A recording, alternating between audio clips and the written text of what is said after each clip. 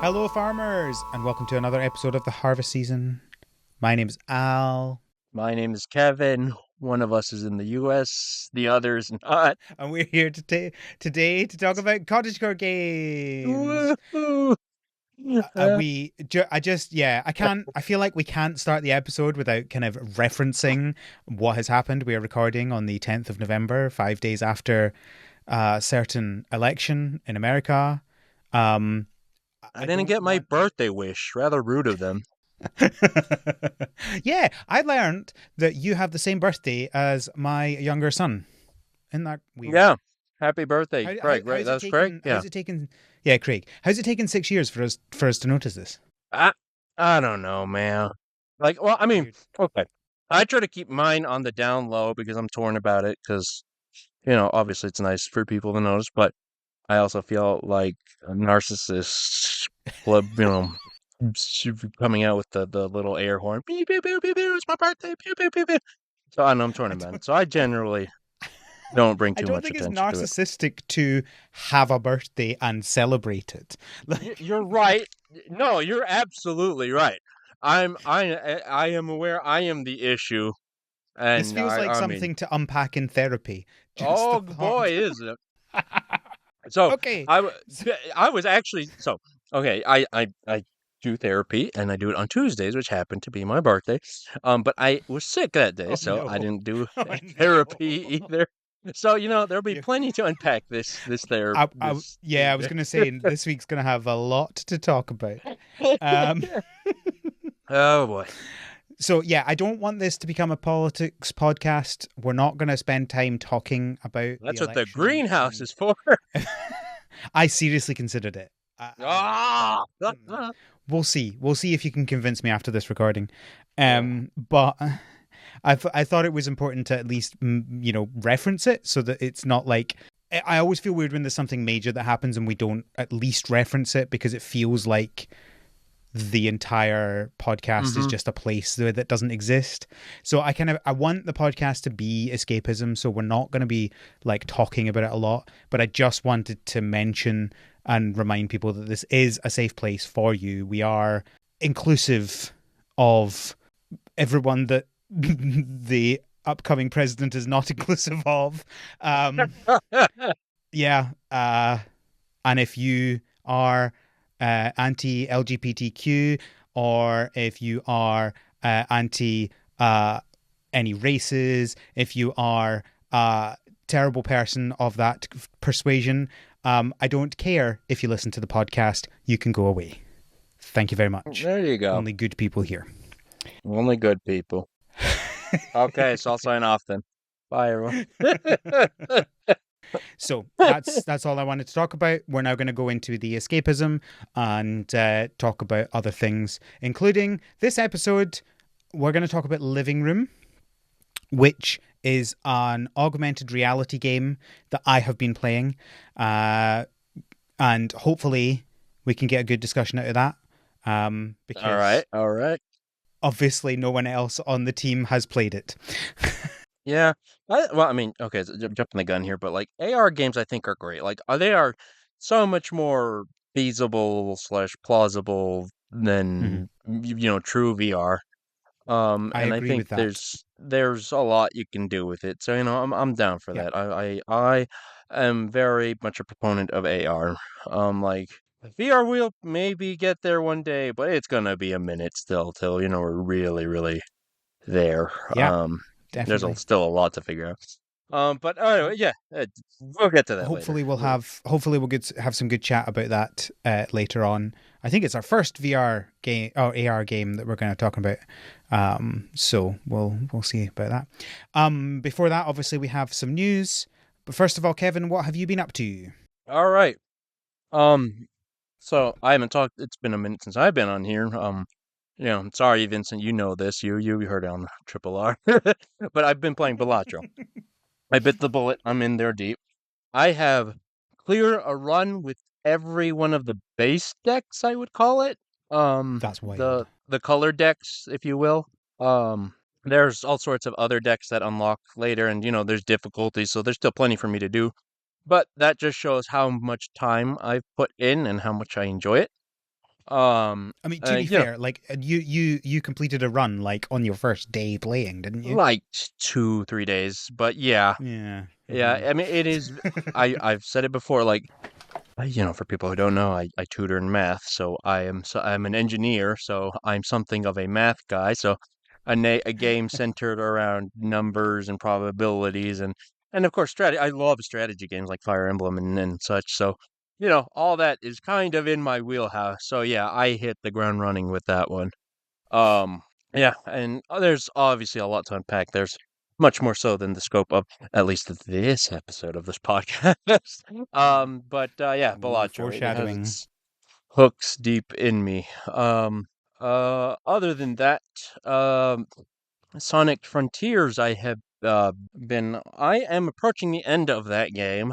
I've been going back and kind of not 100%ing, but at least so in Sonic Frontiers, you have much like Breath of the Wild or other open world games, you unlock parts of the map, right? You find a quote unquote tower. In Sonic Frontiers, it's just like a little objective, and you unlock part of the map, make it visible, and see icons. So I'm going back and at least 100%ing the maps, right? There's a lot, so many different like challenges and stuff like that. I will not be 100%ing that game actually. But I'm going back through that, and then I'll be finishing that up soon. Still, I don't know, I really like that game. Even just running around and using the different grind rails and bumpers and stuff to just fly around. It's very almost zen for me. I enjoy it a lot. And of course, appropriately, gosh, was it last? I think it's been a year already. They did the Sonic's birthday update where you can just deck out the whole island in birthday celebration stuff. So of course I switched that on this week. Oh yeah, um, was that last December? I think so. It's been a minute. One feature that I don't think I've talked about that November. I think is a feature I want in every single game. It has a jukebox system where you can go around, you can find little soundtracks, and then you can just play them whenever you want. Of course, certain things like certain battles and cutscenes or whatever will, obviously won't play whatever music you want, but I like if it's a game I'm going to be spending a lot of time in, I like to have different music available and, play something that fits the mood or just something I want at that moment. Sonic the Hedgehog, of course, has a legacy of fantastic soundtracks, so there's a lot of good stuff. But just in general, like I wish I had that was feature was available in more games. Looking at you, Pokemon, especially Hmm. um, going through how many thousands of hours of Pokemon battles and having to listen to the same song every time. But yeah, that's good stuff. So prop to Sonic Frontiers for that.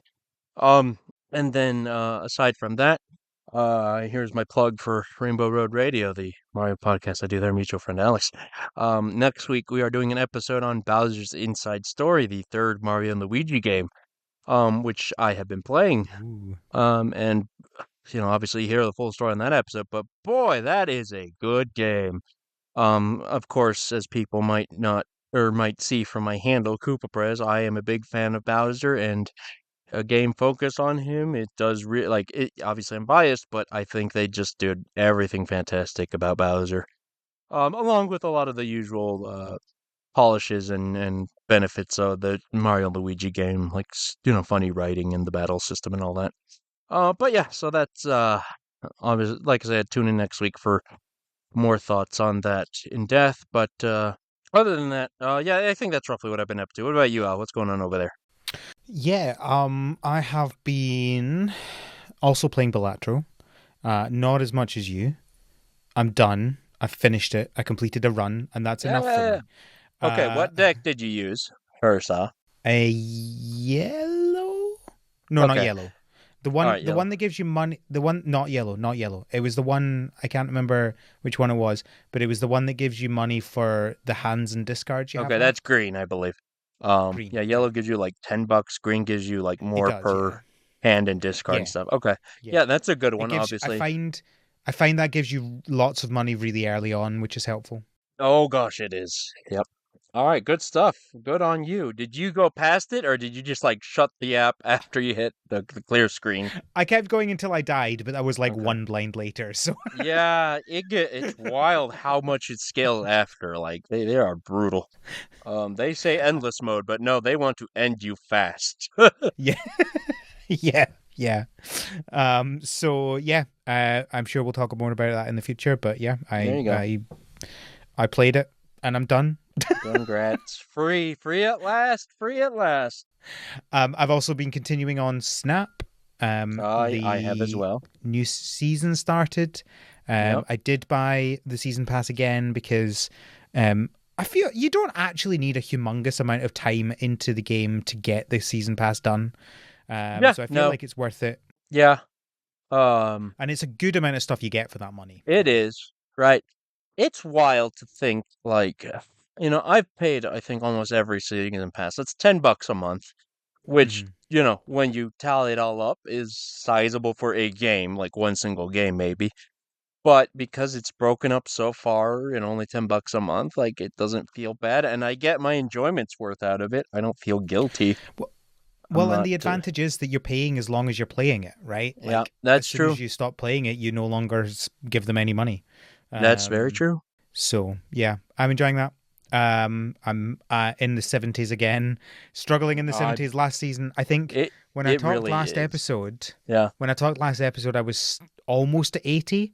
I Uh-huh. ended up finishing at 93, I think. So I've mentioned this to you, Dang. Kevin, but I don't think I said it on the podcast. I finally got up to 80. It took me 4.5 weeks to get to 80, and then it took me exactly 18 hours to get to 90. Oh Which is yeah. just That so sounds stupid. correct. I don't know what it is. I actually have a similar I hit a similar wall when I'm in the 70s. I don't know what it is. It is I don't know if that's where the largest concentration of players are, or ones who play Yeah. regularly, because it's pretty easy to get up there, but it's just so, I don't know what it is. It's hard to, like, two steps back or two steps forward, two steps back in the 70s. It's wild. Oh yeah. Yeah, yeah, constantly. I've been playing, you know, a good half an hour to an hour every day since the season started and I'm at 73. So I'm literally exactly the same place as you are when you hit 70. Yep. Oh So yeah. so yeah, I don't know. Hopefully, I'll get there eventually. But yeah, it's really funny. Part of it is my own fault, right? Like I'm snapping when I'm not convinced I'm going to win. But also, I just feel like in the 70s is when everybody has Shang-Chi, which is the killer for my deck, right? Like Are you still if they running have a Destroy? Shang-Chi, it's killed. And no, I'm running the Black Panther Oh, symbiote. right. Right. Okay. Oh yeah, that's rough. Well, time to, It's oh yeah, gosh, and you do the, obviously you want to do the Arnim Zola strat, so you can't run yeah. Cosmo or No, so armor. what I have been doing though, and I've not been leaning into it as much because it doesn't give you as much power. But I've been doing uh what's it, Mm-hmm. symbiote. And the advantage of that is they can't Shang-Chi you. Um, and you get, because it gives you a uh 13 power, and then you Arnim all of that, and you get four of them. Ooh. So you get Oh, two Nimrod. things of You mean 26. Nimrod? Nimrod, not Sentinel. Yeah, I mean he Why did is I a say Sentinel, Sentinel? but yes, Yeah, nerd talk yeah, over that's here. probably Yes, where I got confused. yes, That's yes. probably where I got Okay, confused. Nimrod. Yeah, Yeah, yeah, Nimrod. Is there a card called Sentinel in Snap? yeah. It's the one that it's the, was it two, three, or two cost three power? It sends two Sentinels into the opponent's hand. Or no, Oh, sends yeah. no, No, it you sends one add no. into your hand. Yeah, it Master adds one Mold into your sends hand. two into Master the Hold. opponent's Yeah, hand. yes, that's the Yeah, one. Yes, yeah, yeah, backwards. yeah, yeah. Yeah. Yeah, okay, Nimrod, sorry. So you get 13 power and then you quadruple that basically. So you get That's a pretty two good one. locations to get 26. It is good. It's not as foolproof. Like if you get it off, you can still lose. Whereas if you manage to get the Black Panther symbiote one, Yeah, you because the win numbers don't almost get 100. insane. Yeah, you get almost 100%. Like there's like maybe two cases in 100 that Yeah, someone will beat your other one, and that's just because they've run a stupid deck or whatever. yeah, yeah. Um, But It's yeah, so it's good. But yeah, I need to lean into that more, I think, because then obviously they can't Chi it, and if they do, you just get more of it, yeah, it just and then benefits you. That's great. exactly. Um, but the one thing they can do, which has killed me a couple of times, is Cosmo it. And Yeah, that is really annoying. yeah, yep. Always a threat. That little Russian pupper. Yeah, they don't. Interestingly, very few people running armor, so that doesn't tend to be an issue. But Mm-hmm. yeah. So anyway, yeah, still in the 70s or back to the 70s, I guess. And we'll see how that goes. But yeah, I'm still enjoying it enough to keep playing it every day. But what I've added, and this is weird because I normally don't add to my daily games. This is not a thing that happens. I Oh, I, oh. I have been playing Pokemon TCG Pocket as well. And initially, I was just doing the card collecting part of it, right? What I really like is, going into it, opening up my packs and being done with it. But for those who aren't aware, they've added a bunch of events that are battle focused, and I have actually been kind of enjoying them. So there's the solo battle event. This is what's really good. So they're running 3 simultaneous events in the game. One of Okay. which is a Wonder Pick event, which is just where you're doing the Wonder Picks. Do you know what the Wonder Pick feature is No, in Pocket? no. Do No. So explain to me. so the idea behind this is the game shows you a number of packs that other people have opened. Some of which are your friends, some of which are random people in the app, and it shows you the 5 cards, and you can pay a certain currency, which, like the packs, regenerates over time. Okay. And you use that, and you get one of the cards in the pack picked at random. Okay. So it's a nice way to get extra ones, and you can focus on like, oh, that pack has 2 cards that I don't have yet. Let me use that one, and I might get one of them. It's quite nice. So they've running a Wonder Pick event where they had some promo cards that showed up in extra Wonder Picks. So there's a Chansey and a Meowth, and you would get some that would be like one of the cards and 4 items that are like shop items that allow you to unlock other things. And then sometimes you'd get one that was like 4 Chanseys and 1 Meowth. Sometimes you get 4 Meowths and 1 Chansey or whatever. So you're trying to Right. get the promo cards and also get the other currency to then get other things as well, like accessories and stuff like that. So that was fun. But I mean, I got that done pretty quickly. I've got everything in that took a couple of days of doing very little. But it Okay. was good fun to have an extra thing to do in the game.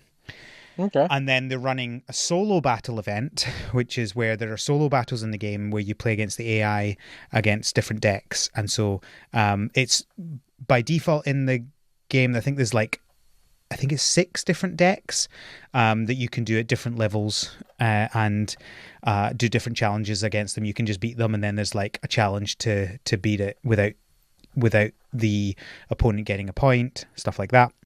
But they're running a limited time one, which is a Lapras EX event, and so it's the same sort of thing. You're battling against it and trying to beat specific challenges, and that was fun. And I I completed all like that that. after maybe like 3 days or something. That was, yeah, exactly, really really fun. And Yeah. then they added a third event, which is the PvP battle event. Okay. And what I really like about this, so in the last episode, when I was talking to Johnny about this, he was like, I really hope they don't do a ladder. And we were talking about how I think they're probably going to do a different kind of battle PvP challenge thing. Sure. And this, I feel like, is probably it. Basically, you get a trophy depending on how many wins you get. It's not based on a win-loss ratio. There's no like climbing the ranks. It's literally just if you get 45 wins, you get this trophy, Okay. um, Okay. which is really nice. I think it's really Yeah. fun. Like 45 is obviously a lot of wins, but the event is like 3 weeks long, I think. Okay. Sure. It's the And these yeah, three are weeks long. short games. They're not your 20-minute Yeah, standard PTCG game. Okay. So yeah, yeah. that's within reason. Technically, Sure. technically, there is like it's each player has a timer, and each timer is 20 minutes. So theoretically, it could take 40 minutes, but I've never Ah. had a battle take longer than 5. So, Okay. So I feel like the timer is pretty pointless. I think if they're going to have the timer, it needs to be a lot shorter than it is because it, like, honestly, if you were taking that long, someone would have just given up by that point. It would not be fun at all. Hey, and that's a strat, you know? Just let the timer run. So yeah, no, that's been really fun as well. I've been trying to do 5 wins a day so that I at least keep it going, but I don't feel, Sure. completely fed up of it. And it means I can still do some Snap as well. So that's been really fun. I'm really liking it. I hope this sort of stuff continues, having the different events and having a collection event and a solo battle event and a PvP battle event all running at the same time means that people who want to do everything have a lot they can do, and those who are just focused on one thing still have an event, right? So Yeah. just running a battle event means that people who don't want to battle and they just want to collect would have nothing to Yeah. do. So I think this is a really fun and good way to do it. Yeah. I get yeah, that seems like a good idea because obviously we have the it is very collection focused clearly, but you know, the game itself is still a big factor. So yeah, that makes sense to have different events going on for the different sides of it. That's cool. Yeah, it's good Um, fun. yeah, I I still have not felt the siren call of Pocket. Like I I've been trying to think why that is because it's not like there's anything I have against it per se. It seems fine. It's probably because I like the base or the standard version, and it's not like I mean, like the time thing. I'm sure Pocket that's very enjoyable, but I don't know. Like if I want to play the card game, I'll probably just fire up live and play the actual card game. Like I don't know how else to describe it. It's just not calling to me. Like and like you're saying, right? Pocket. Well, actually, I mean, live is the same way, but I have a lot on my plate already with my dailies and whatnot. I can't afford another one in there. I don't want another one. Not right now. I think Uh, I'm not gonna try and convince you to do it, but what I yeah, would say is that just opening the game for 5 minutes to do your cards is super easy and super satisfying, especially at the beginning. Like you get cards really quickly yeah. to start with, and that in and of itself is fun. I think, and I yeah, might, so yeah, maybe I'll do it just to see what on earth it feels like. We'll see. But yeah. Well, think yeah, we'll about it see. when you unlock a new variant in Marvel Snap. That's really fun. Yeah, Just imagine doing that, but it's a pack of 5 every day, yeah, I get that. Yeah, or like 2 packs of 5 every day. yeah, yeah, that's good. We'll see. They might add something later that because you have those immersive cards. That is cool. I do kind of want to see those. Maybe they'll lean more into that. That would be interesting to see. And so keep your eyes peeled. See if I dive in or not. Yeah, fun times. Well, that's what we've been up to. We're going to talk about some news. And it's a good thing that what we've been up to was so long because there's not a lot of news. But the news that we do have is chunky. So first of all, we have Disney Dreamlight Valley. They had a new, what do they call it? Are they calling it showcase? I think about their upcoming stuff. Okay. The Disney First of Direct. all, yeah, I think they're calling it showcase. Let me double check what they called it. I thought it would be quick and easy to figure out what it was called. Yes, showcase. They're calling it the Dreamlight Valley Showcase. So this has two things. First of all, is the free update. They are continuing to do these free updates. The new one comes out on the 4th of December, and that includes Sally from The Nightmare Before Christmas, which was very clearly hinted at a while Right. ago. Once we figured out what we were looking at. Um, uh, but also, they have a new feature of floating islands, which allows you to expand your valley. It says large areas accessible through the fast travel menu once they've been unlocked with Dreamlight. So this, obviously, people have been asking for a way to expand the valley for quite a while because Yeah, it's quite that seems quite inevitable with, yeah. them keep adding more. Then Yeah. Disney has a lot to add, so yeah, that seemed inevitable. Yeah, yeah. So they decided to go with floating islands, so you can unlock them and then fast travel to them. And it seems like a fun way to be able to add more space Hmm. while not just making it feel like the village is like smushed together. Yeah. So these obviously will feel a little bit tacked on in so much as it's just like here is this biome, but now in the sky as well. Um, but I feel like it's hard to like shove it into the existing map. So it feels like an acceptable kind of compromise there. Yeah, yeah. There's probably no real better way of doing it. So yeah, I get it. Um, they also announced their new expansion pass called the Storybook Veil. So, as expected, this is a new purchase. The previous expansion pass is done. This is a brand new expansion pass of 2 parts. The first part comes out on the 20th of November and introduces Merida from Brave, Flynn Rider from Tangled, and Hades from Hercules, Mm, obviously. Um, That's a real eclectic, you know, group. yeah. Um, so I'm just going to read some of their own wording for this description because I feel like there's a lot to not quite to know. It's a bit. I'm going to read. Be whisked away to the Vale and embark on an enchanting adventure with a cast of new characters, including the Lore Keeper, a magical book holding this fantastical land together. However, a happily ever after is a ways off as you discover that discordance between two iconic Disney villains, Maleficent from Disney's Sleeping Beauty and Hades from Disney's Hercules, has torn this land apart, causing a mysterious phenomenon across the Vale's 3 biomes: the Bind, Ever After, and Mythopia. Oh, those names. Their conflict has yielded ink seeping out of the very ground and sent the pages of the Lore Keeper near and far as enchanted page pieces called snippets. So I think the idea is that it's a book full of stories that has burst open. You have to go find it to put it back together. And it says you'll gain the advantage of a new tool, the Royal Net, that will enable you to capture the various snippets that have escaped the Lore Keeper's pages. So presumably you're getting story as you collect the page pieces. Hmm. I'm assuming. Okay. That that this is interesting. Yeah, and like Lore Keeper is a very maybe not ominous sounding name, but you know, it sounds significant. Let's say that, right? Hmm. So I'm curious to see, you know, what they're how far they're going to lean into that. What is the Lore Keeper going to look like, or who's it going to be? I don't know. Is it Well, it going to says it's a be? book, Oh, it's a book. Sorry. Oh, I a misunderstood. magical book. Oh, it's just a book. Okay. Huh. Um. But the pages seem to be, if you have a look on the link, the first link, the pages seem to be like origami creatures. Yeah. Yeah. Okay. Oh, I see. Oh, those are actually cute. I like those. Those are nice designs. Oh, that's cute. Um.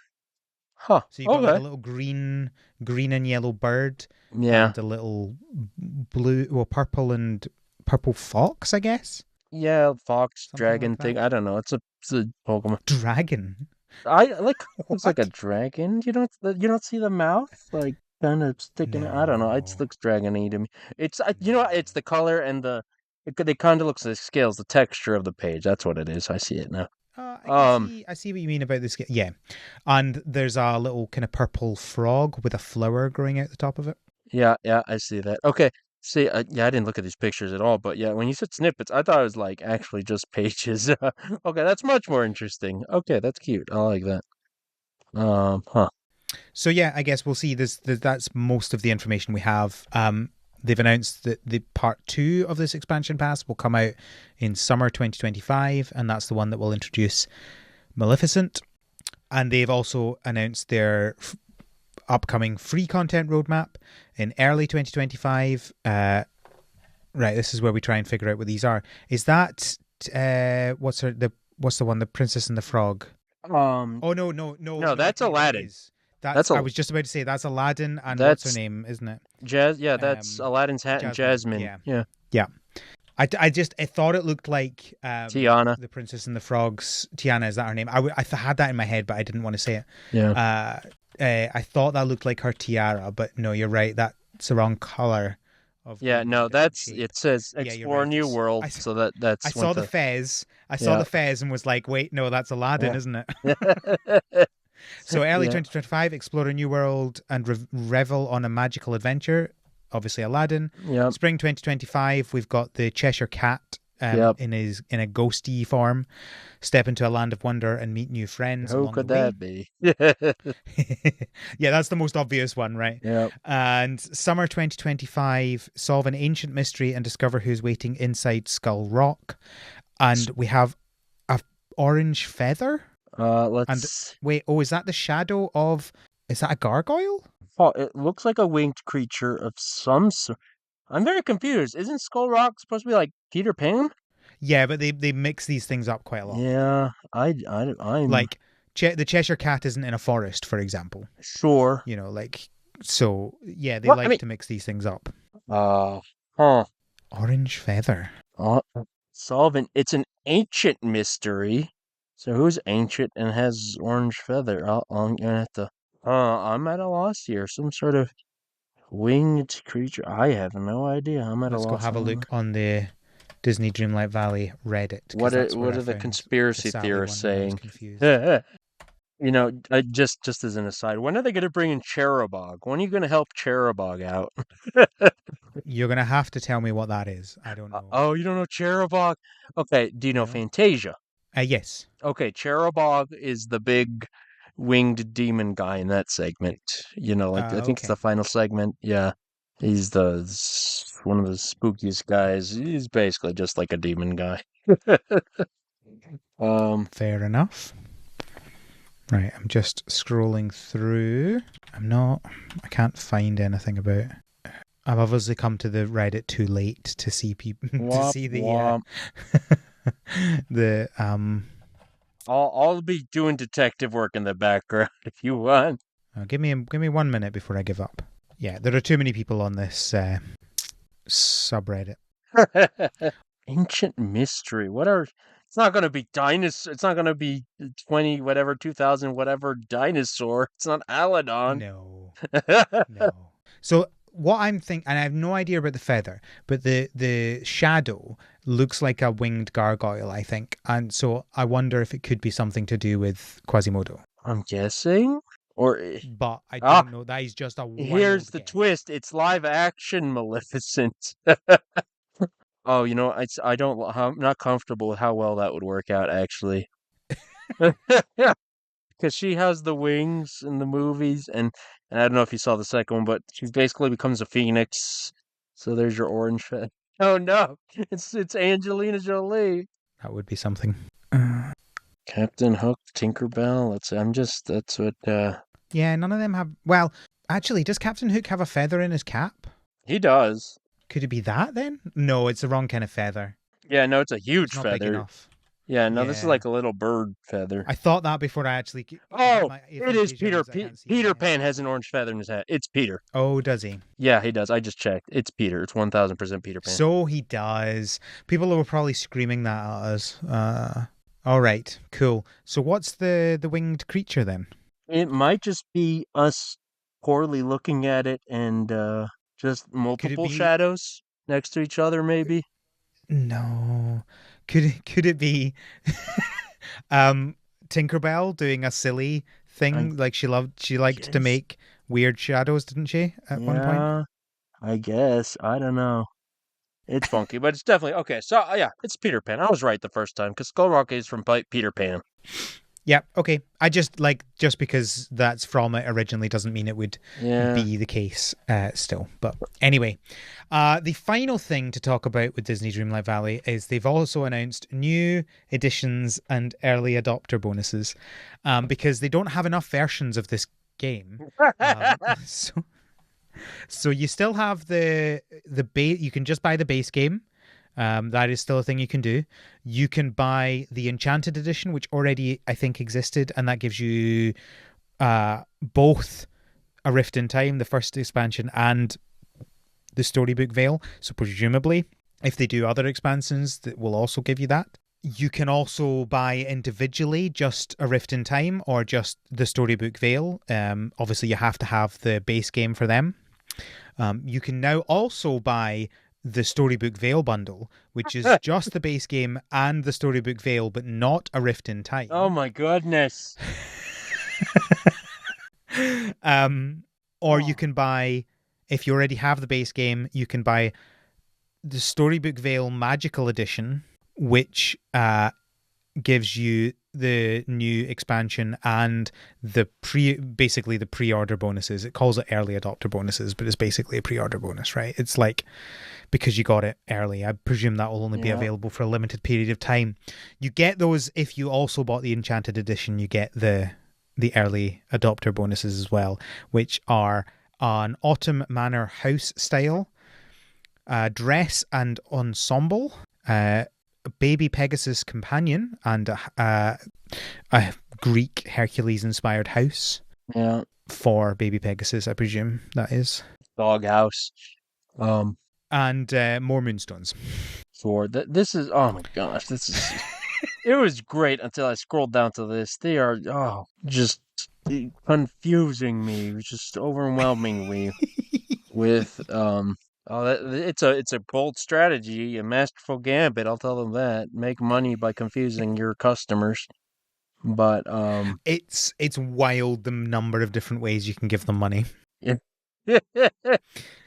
I have to say though, the Enchanted Edition is looking a better and better deal as you as they add more stuff, it is. because that is $80, Yeah. and the base game is $40, and then each expansion is $30. So if Jeez you were to buy them Louise, all individually, it was if that you were to much. buy them all, yeah, if you were to buy them all individually, that would be $100. So you're getting $20 off, but you also get 18,000 moonstones and a bunch of pre-order stuff, and presumably if they do any more expansions you'll get them as well, because I don't think they're going to stop here. Oh no, of course not.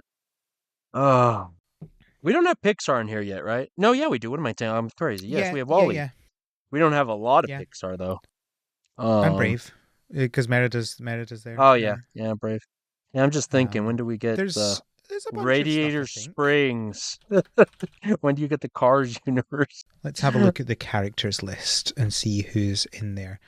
Just as an aside, like every time they add the the Nightmare Before Christmas, like of course they do because it's double holiday themed. It's so obvious, but it Nightmare Before Christmas always feels like the redheaded stepchild of Disney Yeah, because it's yeah, Tim agreed. Burton and it's not a 2D or 3D animated or whatever, right? And so like they don't really touch it aside from marketing or just selling things, but we've never gotten a sequel, a spin-off or whatever.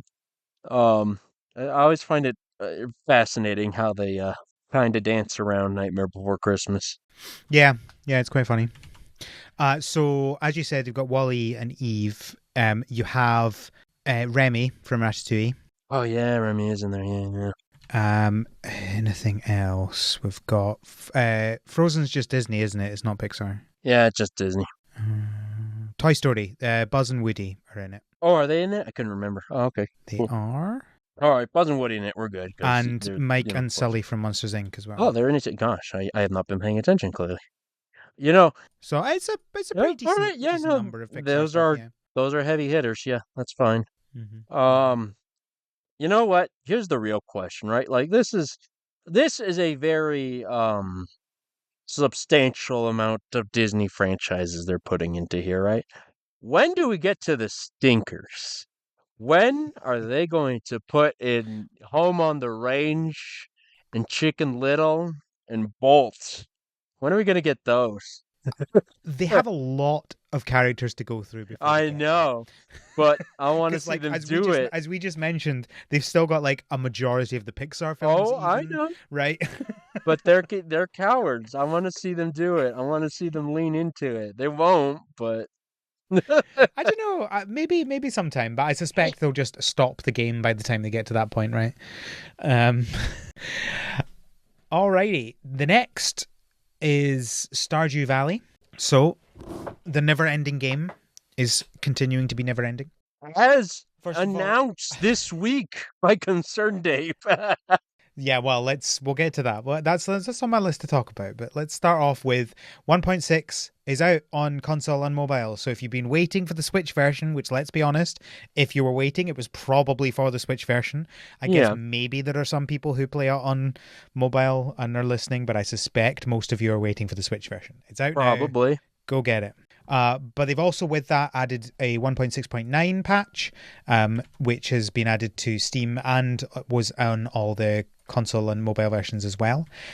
It does have a bunch of fixes, but it also has some features, balance changes, and quality of life improvements. So first of all, there is a lost unique item shop. So if you manage to lose one of the items that are just like a special one-off thing, you can go and buy it back from this shop in the Well, that's Secret a Woods. great little quality of life thing. That's great. I like that. Next we have you can finally put legendary fish in the ponds and get roe from them. Finally. Finally. You're limited to one fish per pond, but there you go. If you wanted to do that, a huge improvement. You can now put beds and sleep in those beds inside any constructed building that allows you to put furniture in. All right, all right, So all right. go sleep in your shed. Finally. Dreams.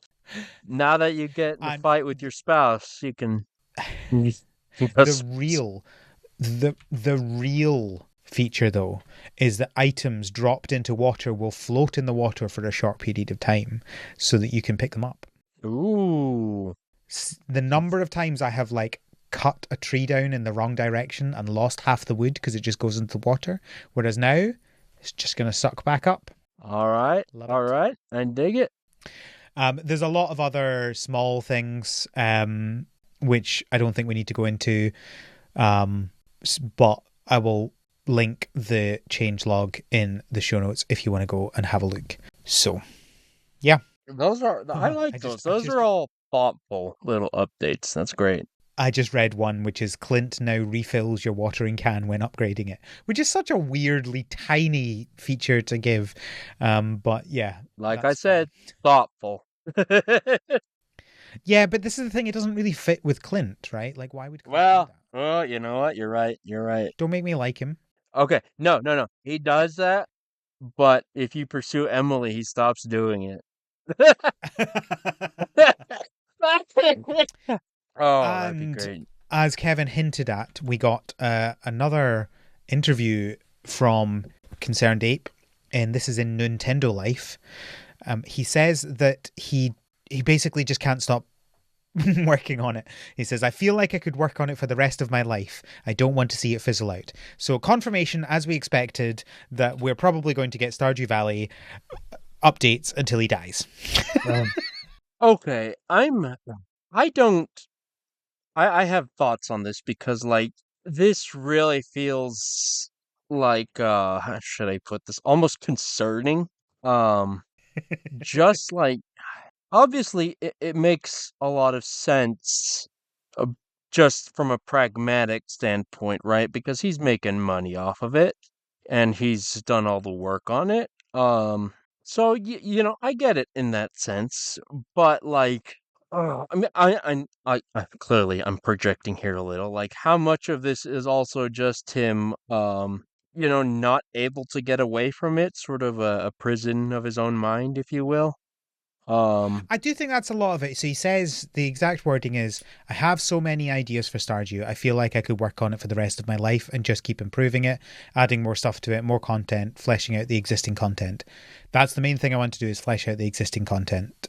So like I don't I wouldn't feel bad for him. Like in a way, I think it is kind of his brain not letting him let it go. right. But also he will probably never make something as popular as this again. Yep. Like, even if Haunted Chocolatier comes out and it's popular and it sells well, it will never hit that Stardew number, I don't Sure. think. Oh yeah, of course not. Yeah. No, it's impossible. Um, And he just like I totally understand when you do something that millions of people enjoy and you're a good person and you want to give people stuff, right? Like Well, he's not doing this he's not do like obviously he's going to still continue to sell it when he makes updates, but realistically he's not making the money he could be making on that, but he knows that he's made enough money and therefore could continue to do this for the rest of his life and not worry about the money. Like that must feel really freeing in a way. sure. There is, oh gosh, like yes, you're right? Like I guess as long as he's happy, it's fine, right? The one that really concerns me, the quote or yeah, is how he says he doesn't want to see it fizzle out, right? Like, Yeah. because that no longer feels like he wants to just keep it growing. He's just worried about the impermanence or like whatever. Right? Like he wants it to stay relevant. That part feels a little concerning.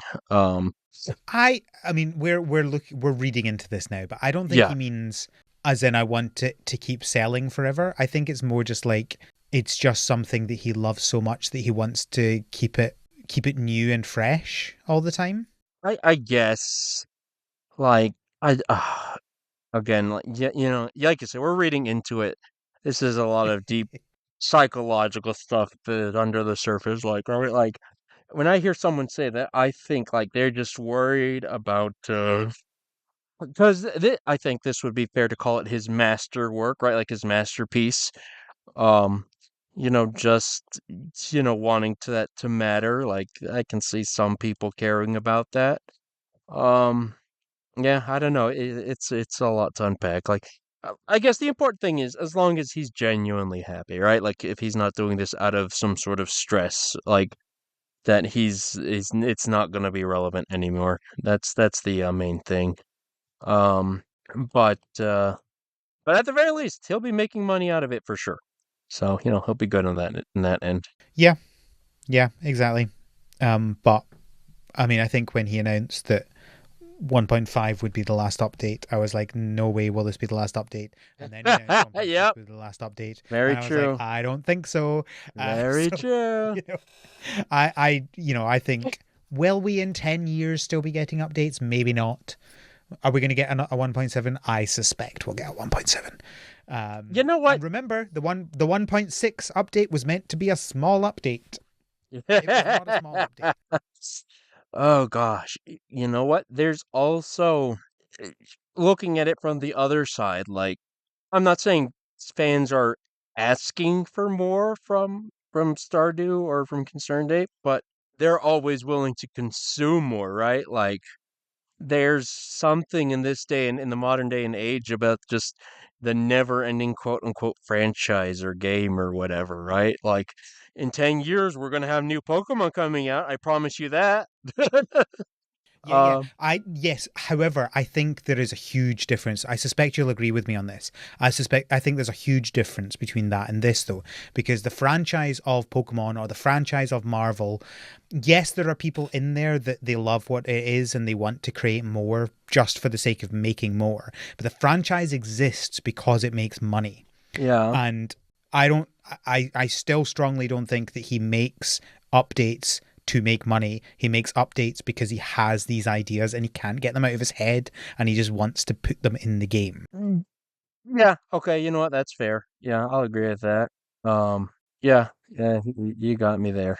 And I don't think Stardew could keep being the center of conversation year after year if the updates weren't good. Like if he That is released a bad true. update, people would like sure they would keep playing the game and they'd try the new update, but I don't think we would have got as much talk about 1.6 as we did this year. It would not have been as big a conversation if it had been bad. Yeah, you know what? You're right about that. Yeah, no, you can't argue with it at all.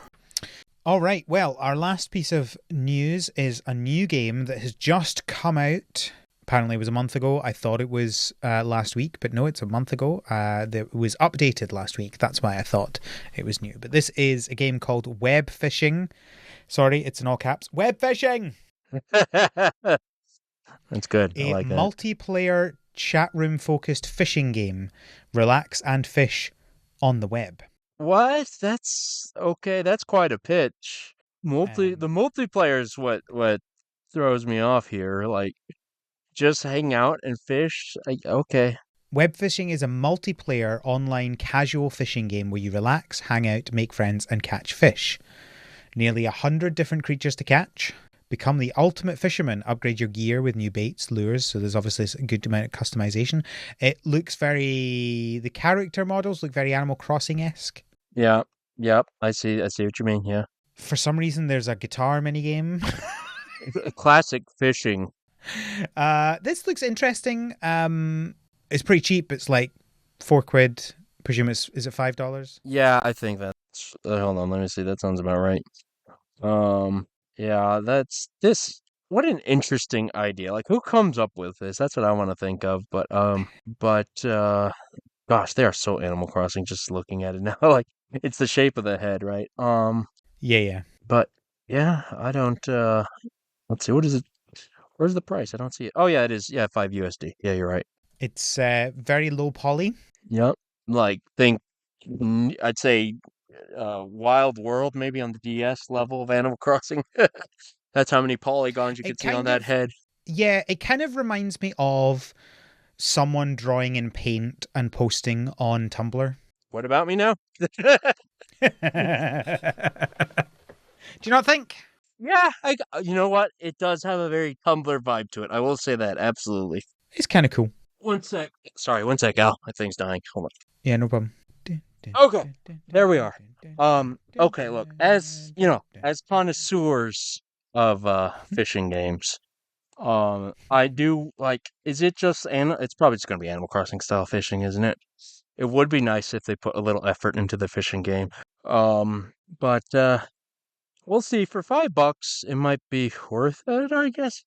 I don't know. Like, is this just a game that's just the fishing part of Animal Crossing? Maybe? Is that Got enough? multiplayer. Oh God. There's an Among Us in the trailer. Oh my goodness. Oh, uh, multiplayer chatting. I don't know. Okay. This really feels like somebody said, "Man, I have so much fun fishing with my friends in Animal Crossing. I'm just gonna make a whole game about that," which is okay. Okay. Yeah. You know, Sonic Frontiers has great fishing in it. Moving on. So that's all the news. We're gonna talk about Living Room. So I'll pitch this game. I'll explain to you what it is, and then Okay. we Okay. can talk about it. I have not seen the So trailer yet. I've purposely at this point. I want you to pitch it to me before I watch the trailer. Tell me okay, what okay. is Living Room. So first of all, just to get this out of the way, it is a Meta Quest 3 exclusive. Oh So wow. Okay, I didn't know that part. Wow.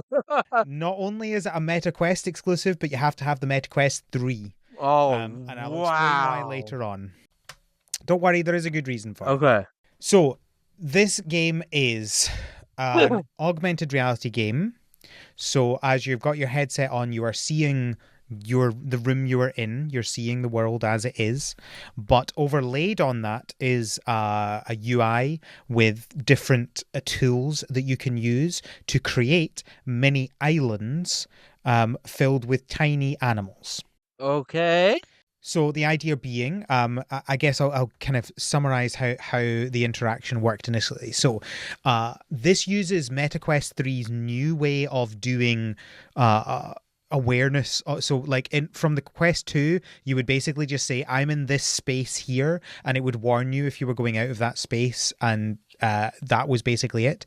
Whereas the Quest 3 has a way that it like maps the room you're in, and maps the walls, the ceiling, and also the furniture, and then it uses this information to the game uses like the furniture, like tables Yeah. and sofas and shelving and stuff like that. You turn those into little islands, so Okay. It you've got like a uses paint. your living room's topography. Okay, I like that. That's good. Pretty much. So you've got like a little paint sprayer, and you use that to spray on the furniture and create an island. And then on that island, you can buy animals and plants and populate your island, and you create not only that, but you're creating a whole ecosystem. So you put plants down, and then you put down animals that eat those plants, and then you put down animals that eat those animals. Oh wow. So you Wait, there's food chains here. Okay. Oh yes, oh yes, and trust me, you have to do a lot of work in the main version of the game to make sure that your ecosystem is managed and regulated. Otherwise, you end up with everything being dead. Oh my goodness. This is sounding incredibly stressful now. So, what I will say is, it can be a little bit stressful, but it's actually not too bad. So there's three modes to the game. There's the default mode where you have to kind of manage it, but it's not ridiculously hard. Like if you've got loads of islands going on, you're probably going to end up missing things and your animals will die. But if you've only got a few islands, you just have to keep an eye on them and make sure, oh, I've run out of this plant. With the plants do reproduce as well, right? So it's Okay. not like you have to keep planting the plants, but if you have the wrong number of animals and plants, then they'll eat all. So you're just like, oh, I'm running out of this plant. Let me throw a few more down, and then you've created more of a balance, right? Okay. And then you put down its predator, and then after a while, you notice that either you're running out of the animal that the predator's eating because there's too many predators, or you're noticing that the predators end up dying because there weren't enough of them to Yeah. reproduce themselves. So like you have Oh my breeding gosh. as well. Actual ecosystem management. That's It is. wild. It really is. It really is. And let me tell you, when I say that I lost myself in this game, I am not joking. Like Does Cody know about this? I don't know actually. Has she responded to the message about it? Because oh gosh, this sounds like right up her alley. Okay, but I yes, you lost yeah. So yourself in this. I could I see why. I legitimately, the first time I played this, I put on the game and I was like, I'm expecting to play this for 5 minutes and then get back to work. And then it was like 40 minutes later before I realized what had happened. Um, it's so immersive, but also because it's augmented reality, I didn't feel closed off. I like if someone had come into the room, I would be aware of that. So you're still connected to the world that way. Like when I play Beat Saber, it's completely closed Yeah, off, right. and I can only play it for a certain amount of time before I'm like, no, I need to go back to the world because I don't like not being aware of things. Yeah, sure. Whereas here, it's just you're just playing this game and you're just building out your ecosystems and you keep unlocking things. The tutorial system is fantastic in this game, right? It Sure. starts out being like, oh, this is what this tool does, and you have a quest board, which by the way, it's so much fun. The quest board, you can move around your environment. It's just a thing that you can move around. Yeah. Oh wow, you can So move it's it. like Okay, that's great. Yeah. yeah, so like really stupid thing. I put it in front of the TV that's in this room. So it was just like the quest board is the TV in the room. It's such a silly thing, but it was like so fun to be able to do that. And the like all of the menus are based on like physical items, and most of it is like book based. So you've got like a book for your species, you've got a book for your decorations, you've got a book for settings. Uh-huh. And so you're like just you tap the book and the book opens, and then you can like select stuff in the book.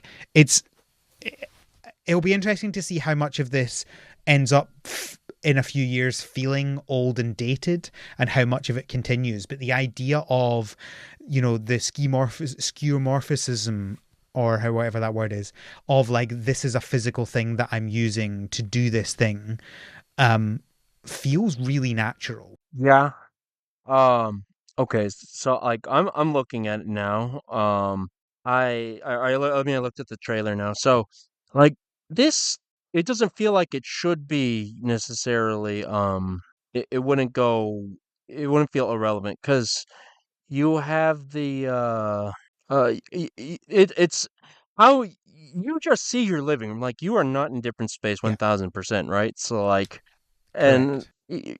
it's very grounded in that sense, right? So, I don't think there's that much of danger of a lot of the other issues of virtual reality, motion sickness. So, I mean, maybe a little bit with how things, some of the virtual elements move, but Like, There is one situation where motion sickness comes in, okay. which is just where, because you're looking at a headset that uses cameras, Mm. um, very occasionally, like I've had a couple of times over the last week where it just doesn't update quickly enough, and so the camera, like the view stays the same when you move, and that Ah, obviously that messes up your head. okay. Uh, Okay.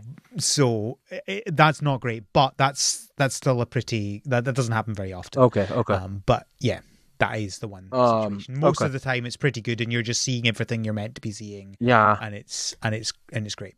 Okay. Okay. Um, so the art style is very cute. Um, the animals are very cute. And there is like how you described and looking at the trailer, there's a lot to do in this game. Holy moly. Is this a full price game? Yes, that's a good question. Let me double check what this is, because oh yes, I should probably disclose this. I got this code free as a Ooh. review code. Hash. Um, Oh, look at you, big uh, shot. yeah, I might need to add that into the description and beginning as well. So yes, this was a review code. I got this code for free. I did not agree to any particular things. I didn't even agree to publish a review of it. This is a try and then decide if you want to review it or not. But the moment I played this, I was Well, like, yeah, I need to do this. yeah. It looks like it looks like a very robust game, though. All the systems, like I mean, it. So a lot of VR type games, for lack of a better word, look a little jank at times because of Yeah, just the nature of the difficulty of developing in that. This doesn't have it because again, you have the actual living room environment grounding it, and it's a very yeah. stylized, very cutesy art style, so that very much works in its favor. Yeah, Um, if it tried to look real, I think it would look worse, oh, way absolutely, worse. yeah. Like the cutesy, stylized aspect of it, I think works really well. I double checked, so this is $20. This game, Okay. Okay. Oh wow. This seems like a well. Obviously, there's the huge upfront cost of obviously. Yeah, the yeah, meta, yeah, but yeah. once you're past that, that seems like a fantastic price for this I situation. 100%, 100%. If I didn't have this code, I would 100% be buying this game. It is so much fun. Yeah. That's just it's wild. That's the only thing I could say. It looks really well done. Like gosh, there seems to be so much. There's breeding mechanics. You can turn them Yes. into large life-size ones. I saw a dinosaur in there. There is a There's lot so there's going so on many here. there are so many things. So yeah, you mentioned a few things that I did want to talk about. So yeah, you can breed. So by default, if they're on an island and they're healthy, so like they have, I think basically they're either well fed or they're not well fed. And if they're not well fed, they can die from hunger. And if they're well fed, then they'll survive until they do die of old age. But that's the only thing. Um, and so if you have two of the same species, I don't think they're gendered. But so any of them, I think, Sure. can breed with any of them, which is fair enough. That would just be really difficult to, I think, show in the UI, right? Yeah, it Like, would. That would be overwhelming. so I think that's a totally fair thing to do. So, um, if you have two of the same species that are both well fed, they will sometimes breed and create new ones. You can create this other island that you bring two of them together to force them to breed. That sounds really bad, but you know what I mean. They're animals. Yeah, I mean, Um, yeah, that's real life, folks. That happens. that is real life. It just the sentence "force them to breed" sounded really bad. Uh, Now kiss. the really cool thing about the breeding is that they will have mutations, and so you get like different colors of them. I think that's the only thing, basically different colors. I don't think they change their shape, but Right, yeah, you get right. different colors of one, which is fun. Yeah, So and the longer you keep yeah. keep generations, right, the higher the number of generations, the higher chance of getting different colors. And let me tell you, when I just like look over at my gorilla island, I think it's I can't remember. They've got different names for the biomes, and I have one that has gorillas on it. And I look over and I see a yellow gorilla, and I'm like, "Oh, I've got you!" That's really exciting. Like Yeah. the standard creature collecting thing, right? Like of like a new creature that I didn't have before is really fun. Yeah. Yeah. Of Um, course. the yeah, so you can take one of them and make it your pet. And so you put it on this little machine, you turn a handle, and it makes it like a big version of it that Yeah. walks around your room I thought you were rather grinding than it up being on into one of the candy like islands. Pogo, but no, you're just turning into a big one. And then the photos is a really good example of how I think the schemorphism works really well and is really intuitive and super fun. There's a camera in the game, and what you do is you pick it up with your hand, just like you pick up anything else in the game. You go over and you grab it, you pick it up, and then it shows you a little. You've got a little screen, and it shows you what it's going to take a picture of, and then you take a picture, and it's like a Polaroid. Out comes a picture. You shake it and then you can stick it to the wall and you've got a picture that you just stuck to the wall. Oh, that's great. Oh, that's fantastic. Oh, I love that so much. Um, It's just like so funny and silly and but it makes perfect sense and it's exactly what you would expect from that, right? Like nowhere in the game did it say shake the picture, right? But I got it out and I was like, "Oh, it's looks like it's starting to develop. I wonder if I shake it if it will speed it up." And it does. yeah, It's just that's like fantastic. it was just and then it's just literally just go and put it and it sticks to the wall and so I have a wall of pictures of creatures that I've taken, which is just super fun. Oh, that is great. Oh man, this is so cool. What a cool. Okay. So when you log off, does it just freeze time or does stuff continue So yeah, it outside? freezes time. Okay, It freezes time. that's I what I would don't know if imagine. there's an option. I don't know if there's an option to change it or not, but would know. I would not turn that on because it's like it's too intense. It's not a game that you just let running by Yeah, I itself can like you would imagine. want it like Animal I mean, Crossing. ecosystem management, the second you hear that, like, Exactly. you know Exactly. you're in for it, a lot of work I as think as a zoo, what is it? Let's build a zoo fan. Like, I know how much work that is. yeah. I will say it doesn't have as much stress as I get with normal management games, right? Because of the scale, it feels much less stressful from that aspect of things. Um, the It's secretly progressive where it induces more stress onto the wealthy elites with the large living rooms. yeah, yeah, no, you're totally right. Um, there's a whole bunch of other things that I've not unlocked as well, right? There's other types of islands you can build. Um, there's obviously animals and stuff that I haven't done. Right. Oh, the modes, I hadn't talked about the modes. So there's the standard mode, um, which is what we described, but there's also a challenge mode, which makes things harder if you want to do that. Oh, And then how? there's creative mode, which I think none of them die Oh, in sure. creative That's mode. just yeah. I haven't looked into the exact details of that. I Yeah. do want to try out creative mode at some point, but yeah, Okay. that exists. That sounds what I'd expect. Um Man, this is such a cool game. Like, and what a okay. I get the name now, Living Room, right? But they probably should have come up with a different name to advertise it a little better or something. Um, because it's so much like it has all the appeal of a zoo game, right? Yeah, the Zookeeper Tycoon or Let's Build the Zoo. And that's a big appeal for a lot of people. Understandably so. Who doesn't like animals, right? Um or there are a lot of people who like taking care of animals. That's why pets are popular. Let's say that. Um but it does the AR aspect of things so well. I'm just looking at it, it all feels intuitive, like you said. It's not well, okay, it's a little overwhelming. There's a lot of elements on the screen, but you still know Yeah, you're I in think it your can be, but Mhm. it can be, but you build it up over time, right? So Sure. you can get you know you can keep it small if you want to. Okay. If it's too much, you can go okay. I'll tone it down, and it's still fun. Okay, sure. Um, yeah, I can imagine. and it's just the but it's stylish, or it's stylistic, it's cute, right? It makes you smile. Um and just yeah, I don't know, it looks real, everything looks very competently made. Um excuse me. I like the look of pretty much everything here.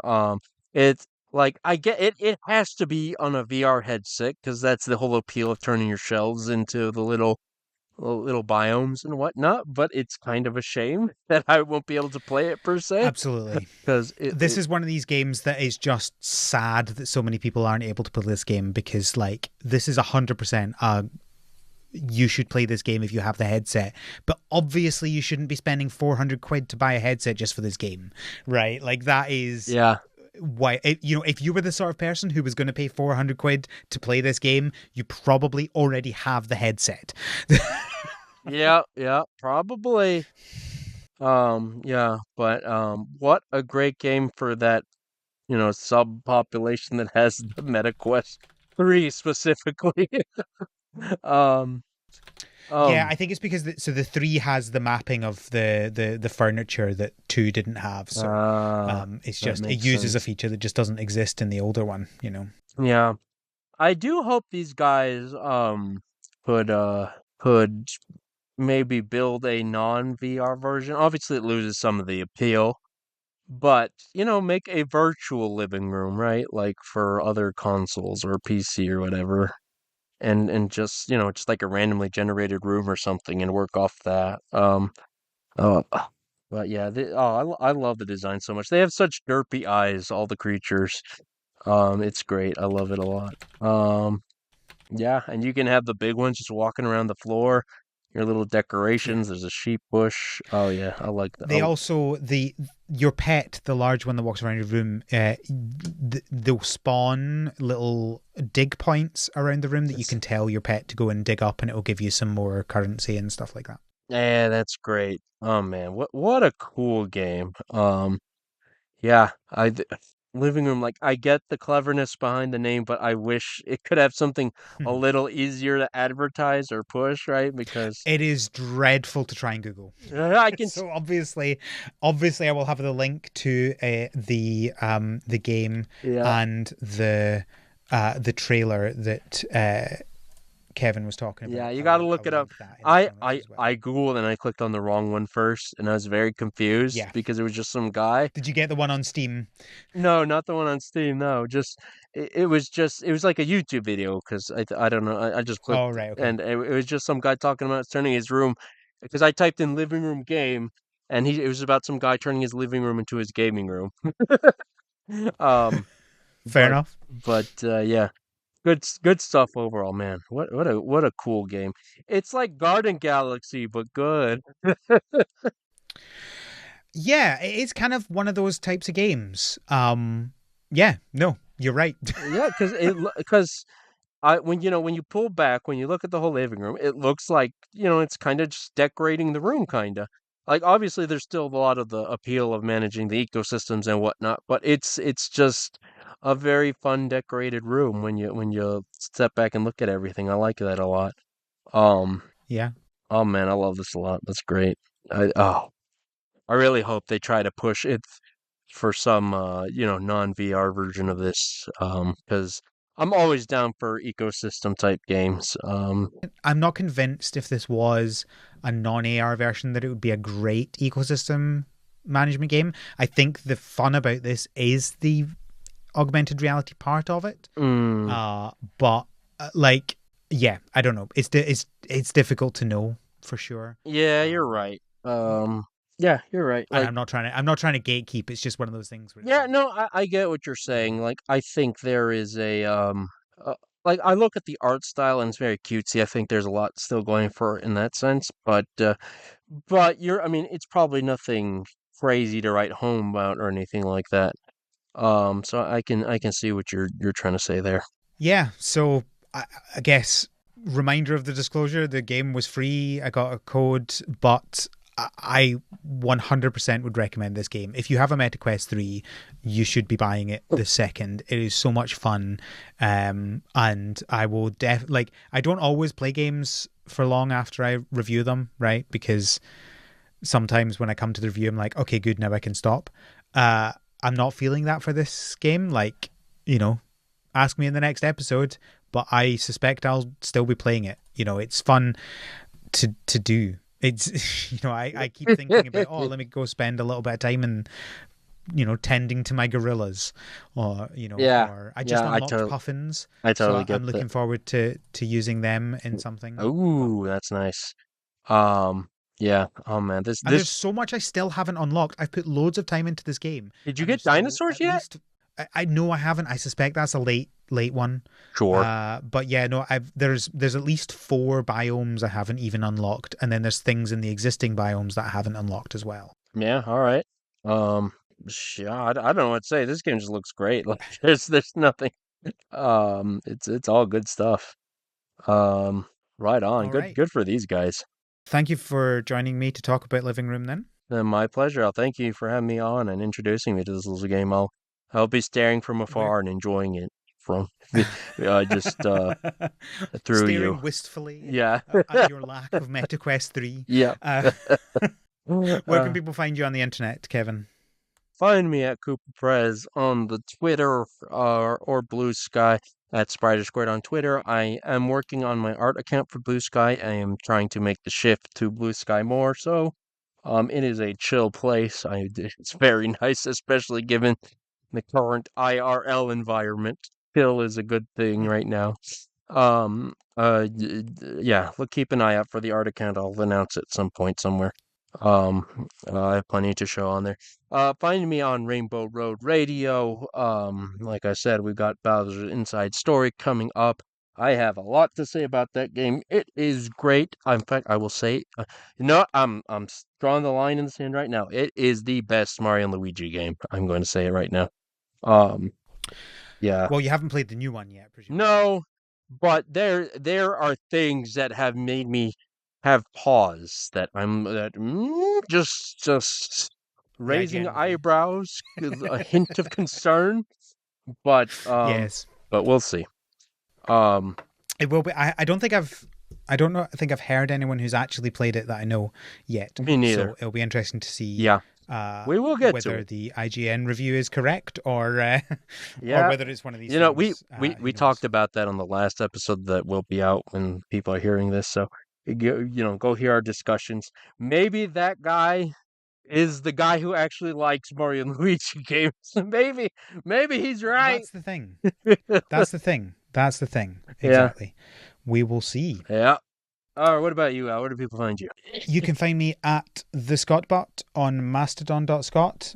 I believe I do have a Blue Sky, but I don't know what my account is on Blue Sky. Oh, it's the Scottbot. Uh, You funny that. Uh, you enjoy your I tooting haven't. over there? Yeah, no, Yeah. yeah, I'm enjoying Mastodon. All right. You can find the podcast on Tumblr at thspod. You can send us feedback. Tell us if you have a MetaQuest 3, and if so, tell us if you're getting Living Room, and if you're not, tell us why. Tell us why you don't have a MetaQuest 3 because Yes, please tell me. Please tell me why you don't have a Quest 3, and if it's any reason other than I don't have the money or I don't like Meta. Uh, I don't think anybody will have a third reason. uh You can also, oh yes, I say the end of that. So you can send feedback on our website, harvestseason.club, where you can also find links to everything to do with the podcast and show notes and transcripts. One of those links is a link to our Patreon, patreon.com/thspod, where you can support the podcast, get access to our Slack and our bonus episodes. If you're coming into the Slack, you can see me. I'll probably post some more pictures of my animals in living room. I'll be well. Yeah, in Slack. Oh, that's a good place. Yeah, I'll be checking out those for sure then. Yeah, like I said, living gosh, what's the word? Starts with a V. I can't remember, but living through you and playing the game through you. Vicariously. Thank you. That's the one. Yeah. But yeah, Slack's a good place. We got good people in there. shout out to all you folks who are on the Slack who aren't the hosts because I'm tired of you. I'm just kidding. I love you all. Wow.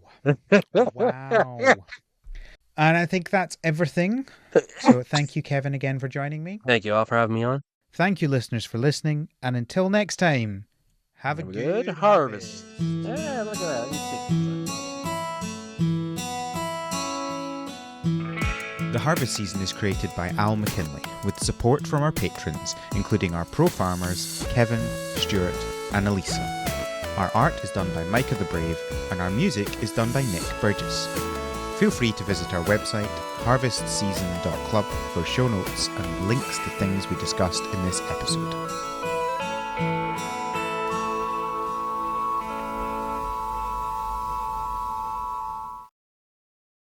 I'm thinking I need to think up a good pun about living room. I'm wondering if I can fit in Vicariously in there as well. We'll see what I get for the title. We'll see.